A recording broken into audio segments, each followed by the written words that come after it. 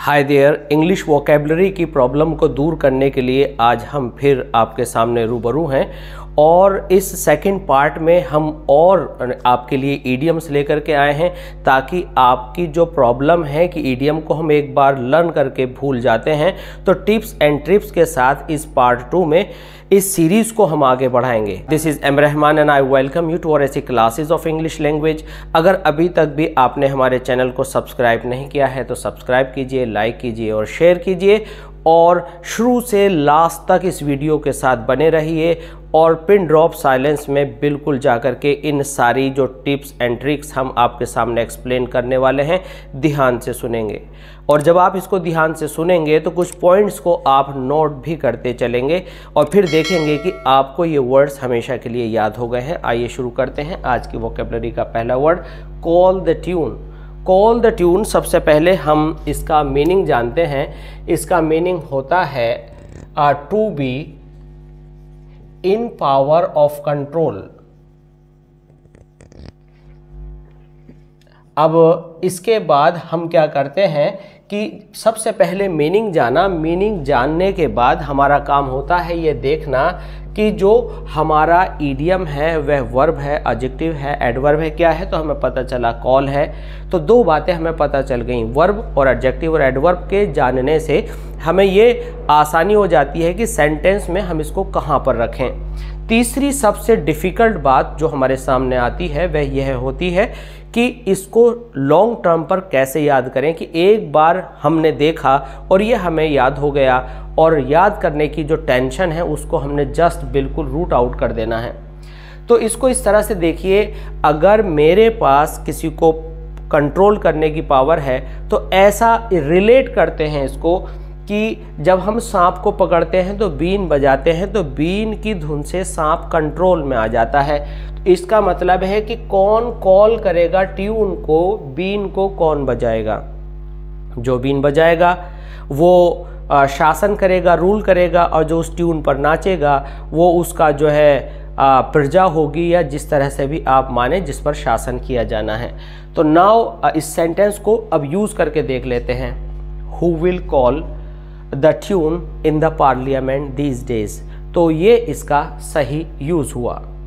अब हम आते हैं दूसरे इडियम पर और हमारा आज का दूसरा इडियम है फिडिल वाइल रोम बर्न्स। इसका मतलब है कि किसी ज़रूरत के समय में हम अपने आप को इतना व्यस्त दिखाएं और दूसरे के हम काम ना आए। तो इंग्लिश में इसको कहेंगे to do something unimportant when there is an important issue at hand. At hand means जब हमारे पास करंट में करने के लिए बहुत ज़रूरी काम हो तो हम कुछ भी ऐसा अनइम्पोर्टेंट करने लग जाएं कि सामने वाले को बिजी दिखाई दें और वो हमसे मदद न मांग सके। हम अपने आप को बिजी दिखाने का बहाना करते हैं। तो इस बात को इससे रिलेट करके देखते हैं। सबसे पहले हम देखते हैं कि फिडिल का क्या मतलब है। फिडिल का मतलब है, जैसे मान लीजिए मेरे पास कोई काम नहीं है और ये कैप हाथ में है और हम जो है इसको ऐसे करके खेले जा रहे हैं और इसके अंदर इतना मशगूल हैं, इतना इसके अंदर एब्जॉर्ब हैं कि हमें कुछ पता नहीं चल रहा। तो ये फिडलिंग है।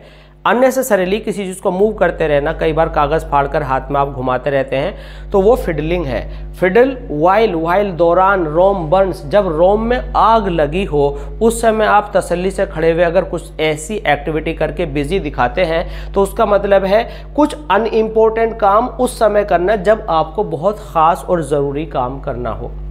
तो ये हमने रिलेट किया। और ये जो आपका यहाँ पर फिडिल वाइल रोम बर्न्स है तो ये है आपकी वर्ब। फिडिल का मतलब है डूइंग सम मीनिंगलेस एक्शन। तो ये वर्ब हुआ, ये इसका मीनिंग हुआ और हमने रिलेट कर दिया कि अगर कहीं पर आग लग रही है तो आप जाकर भागकर बचाएंगे, ना कि किसी बेतुके यूजलेस सेंसलेस वर्क में अपना एंगेजमेंट दिखाएंगे।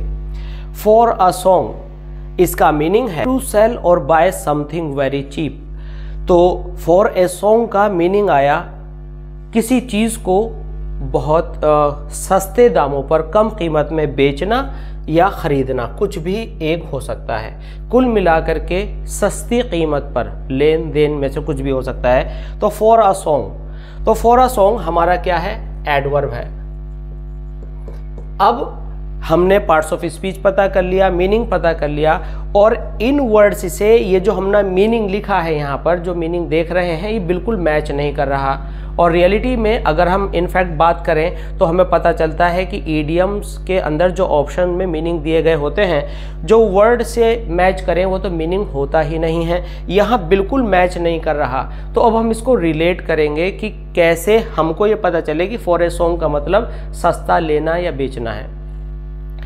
मान लीजिए कोई बहुत कीमती चीज़ है और हमें उसे ख़रीदना है, और ख़रीदने के लिए बहुत ज़्यादा आपको उसमें आपको मनी लगाना है, रुपया खर्चा करना है। लेकिन किसी को आपका गाना बहुत पसंद है, उसने कहा कि आप हमें एक गाना सुना दीजिए और इसे ले जाइए।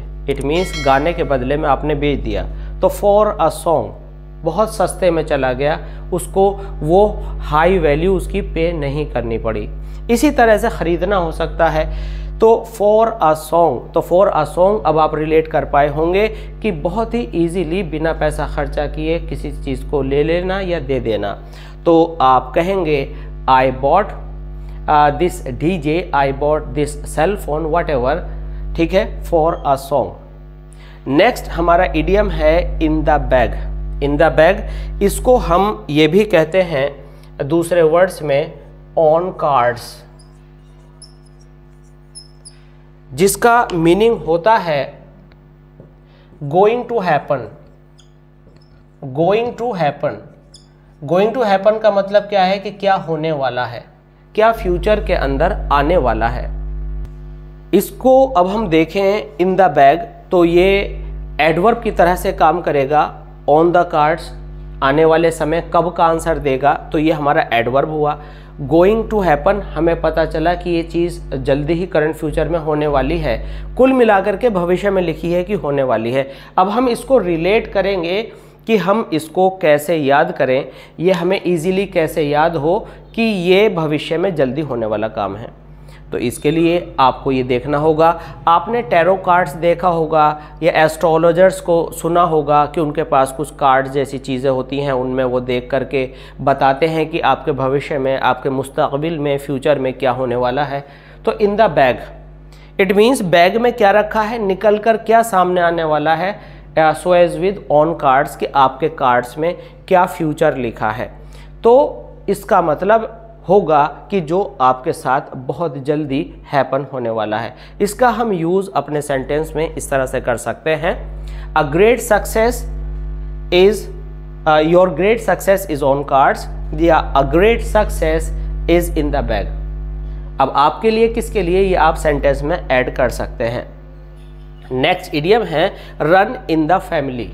रन इन द फैमिली का मीनिंग होता है कि tradition, way in the family, कि कोई भी तौर तरीक़ा, कोई भी रिवाज, कोई भी रीति जो फैमिली में चली आ रही है। तो रन इन द फैमिली, तो ये आप देखेंगे कि ये वर्ब है यहाँ पर। तो यहाँ पर आपको वर्ब मिली और इसका मीनिंग ट्रेडिशन हुआ, या वो रीति रिवाज हुआ, या वो तौर तरीक़ा हुआ जो ख़ानदान में चला आ रहा है। अब हम इसको रिलेट करेंगे रन इन द फैमिली। अगर शादियां होती हैं तो सबके घरों के तौर तरीक़े, रीति रिवाज में लिटिल बिट कहीं ना कहीं कुछ डिफरेंसेस होते हैं, तो हम कहेंगे what runs in your family. तो इसको आपने रन इन द फैमिली को ट्रेडिशन वे फैमिली कहा। ये कंट्री हो सकता है, विलेज हो सकता है, और कोई भी जगह हो सकती है फैमिली से हट करके, वहाँ पर किसी काम को करने का क्या तरीका होता है। इन द बैग और कार्ड्स, हम यहाँ पर इसको शो कर चुके हैं। हमारे हो गए हैं 15 इडियम्स। पहले पार्ट में 10 हमने स्टडी किए थे, अब हम आगे और चलेंगे। अब आगे आइए चलते हैं कुछ नए इडियम्स की तरफ। Now we are at idiom number 16, be on the same page. Be on the same page को हम इस तरह भी एक्सप्रेस कर सकते हैं। आप लिख सकते हैं सी आई टू आई, ये एक दूसरा इडियम है, सी आई टू आई, जिसका मीनिंग होता है बिल्कुल एक जैसा नज़रिया रखना, एक जैसी सोच होना, या इन अदर वर्ड्स सहमत होना, अग्री करना, सहमत होना, या टू अग्री, किसी चीज़ से सहमत होना। तो be eye to eye, see eye to eye, या be on the same page. तो ये बी आपका किस तरह से काम आएगा, आप इज, आर, एम का यूज़ करेंगे। I am on the same page, किसी ने कुछ कहा, हम कहेंगे I am on the same page, वही मेरे जहन में भी वही बात है।